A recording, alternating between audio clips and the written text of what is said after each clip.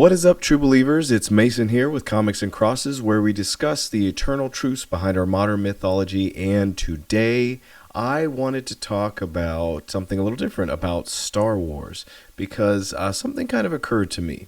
Star Wars has been going through a lot of changes, especially ever since it was acquired by Disney, and the fan base of Star Wars is largely divided. There's been some critical hits, some not so successful outings at the box office and on Disney Plus.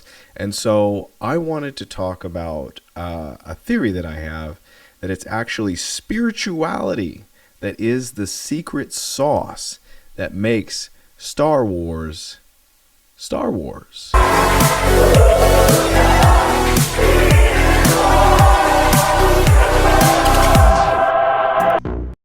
Star Wars has been going through kind of a rough time where it hasn't been really the culture defining IP that we all once knew it as. I mean, ever since Star Wars dropped on the scene, it was a surprise hit that really opened audiences' minds up to a bigger world, a bigger universe, supposedly a galaxy far, far away.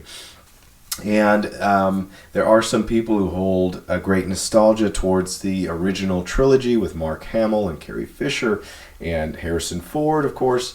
But there are also a tremendous amount of fans of the later work, of even the prequel trilogies, which, although they were not super well received and certainly made fun of at the time when they came out, since the release of the sequel trilogy, The Force Awakens, The Last Jedi, things like that, now people actually look back on the prequel trilogy and go, you know what, it wasn't that bad.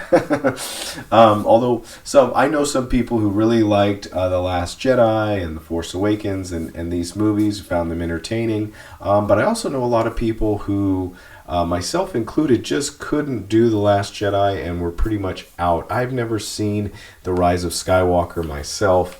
And I'm just, me and the people I know are just a small sampling. If you go to YouTube and try to look up and watch reviews and things about Star Wars, the general feedback about Star Wars is typically pretty negative. So where has Star Wars gone wrong? What is it that's missing from Star Wars that once was?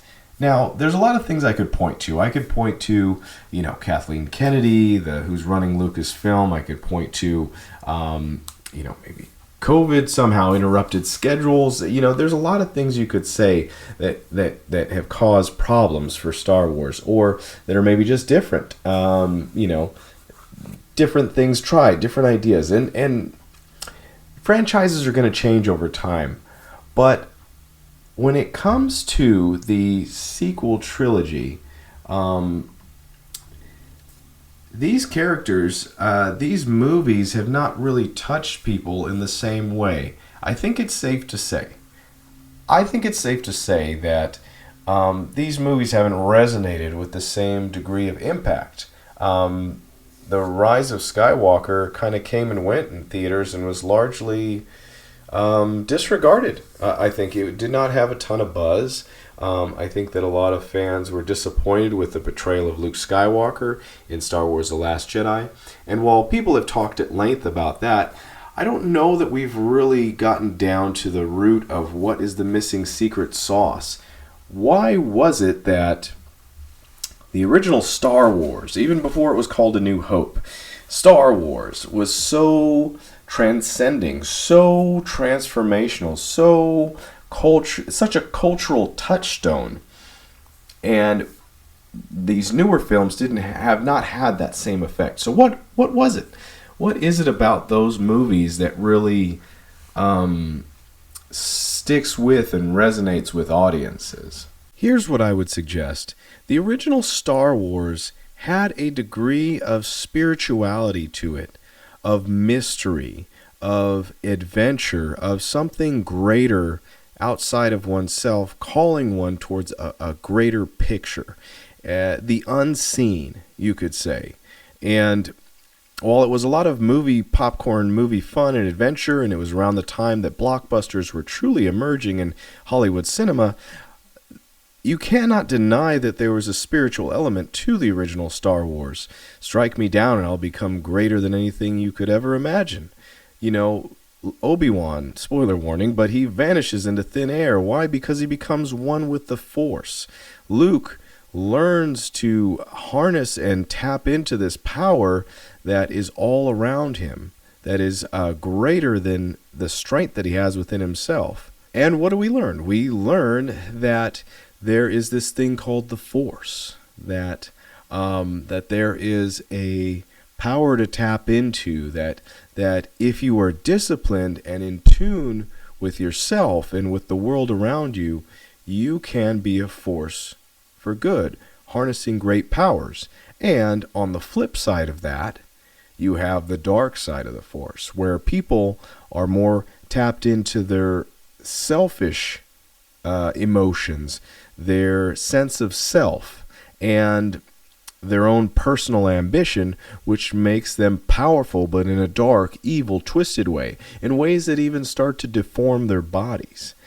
And this is the message in Star Wars. And beyond that, we follow Luke Skywalker, who is looking to find his purpose, his meaning. He's trapped on a small farm and believes that there's more out there for him.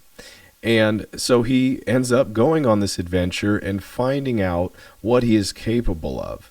So while this is a adventure, a space opera, odyssey adventure sort of deal, it's not just that. It is a spiritual journey that Luke goes on. And as an audience, I feel as if we went with him. So there is a hope and a wonder and an awe that the idea of the Force and the light side of the Force and the powers that are possible due to the Force gives people. And it's tapping into something internal and something external, using the internal senses to touch that which is greater than oneself. Now, this was groundbreaking at the time. This was profound, and there are a lot of strong spiritual messages in there, in the scenes with Yoda guiding Luke and Obi-Wan guiding Luke. And throughout this trilogy, there was a journey, a spiritual journey, I would say, that we go on with Luke Skywalker. We watch him grow and advance to the point in Return of the Jedi where he actually has become a Jedi Knight. He's gone from small farm boy to now this defender of peace in the galaxy, wielding powers that seem only available to those who are incredibly trained and disciplined. And he takes them and against some of the galaxy's greatest villains, you could say. Now, the sequel trilogies seem to have they maybe tap into some of that. Now, I know there are some people who really love Rey and the new characters. I thought they were great for the first half of The Force Awakens.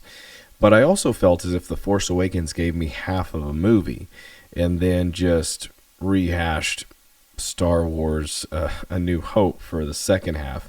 At no point in that movie did I believe that the rebels weren't going to blow up that giant Death Star 3.0. And I thought the new characters who seemed intriguing at first, Finn, included, took a back seat to a bunch of member berries. So some people might love her journey, but I found it to be too easy, too quick. Unlike Luke, she didn't seem to grow in power, and maybe that's because she was some sort of chosen one. I don't know what they made up for her in The Rise of Skywalker. Ultimately, she was just powerful and had no personality. She didn't know who her parents were, which I thought The Force Awakens completely set up her to be Luke Skywalker's daughter. If you consider the symbolism of the lightsaber that they were fighting over and being kind of the inheritance or lineage or legacy of the Skywalker family, maybe you could say maybe they paid that off in the last movie, but again, I didn't watch it. So there's that. Now, there is a more recent Star Wars project that seems to be capturing a lot of the feel of the original Star Wars. Seems to be kind of more in tone with it, and seems to be captivating audiences in general. And that would have to be The Mandalorian. Now, The Mandalorian was a surprising project to really come and claim the hearts of Star Wars fans, but it has, and that could be because, as I'm offering up, The Mandalorian seems to bring us back to a sense of spirituality, a spiritual journey that I actually think we somewhat had in the prequels, but we kind of confusingly did or didn't have in the sequel trilogy. The Mandalorian actually features somebody who's religiously devout. We haven't delved too deep into the world of the Mandalorians other than in Dave Filoni's Star Wars, Clone Wars, and Rebels, and he follows that here with his involvement in this show. And so we come to find out that the Mandalorian has a strict religious code where weapons or battle is a part of his religion, and wearing his helmet and never revealing his face to anyone is part of his religion. Now, religion doesn't always equal spirituality, but in this case, we do see a sort of spiritual journey. And the journey that he's on in being a Mandalorian and reconciling his purpose and his experiences actually goes hand in hand with the little green guy that we have now come to call Grogu. And Grogu, in a very cute, adorable sort of way, brings back a sense of awe and wonder. He is the awe and wonder that only a child could truly possess. And we get to juxtapose the hardened, battle-experienced Mandalorian with this soft, tender Grogu, who has great power and little experience. And then we have Mando, who has great experience and little spiritual power, but does have a very strong conviction and conscience that really guides him beyond his background, even to the point of him revealing his face to Grogu. So later in one of the episodes, the show's episodes, I would say that there is something. There's a spiritual, deep connection between the Mandalorian, Din Djarin, and Grogu, or Baby Yoda, if you like to call him that. And they themselves are developing, growing in this journey, with Mando more so learning to be a hero and a leader and a strong figure. You almost see that he is in ways still that scared child who was rescued, a foundling that was taken in by the Mandalorians and then became one. And Grogu, certainly a foundling found by the first character we meet, the Mandalorian, and then going on a journey himself of becoming a Jedi, becoming a Mandalorian, finding his path and his strength in order to do good and to develop into who he's meant to be.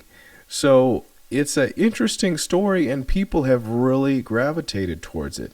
Maybe you could say it's because Baby Yoda's cute and he's good for merchandising, but again, I see a spiritual journey. I see, and we all see, these characters developing over time.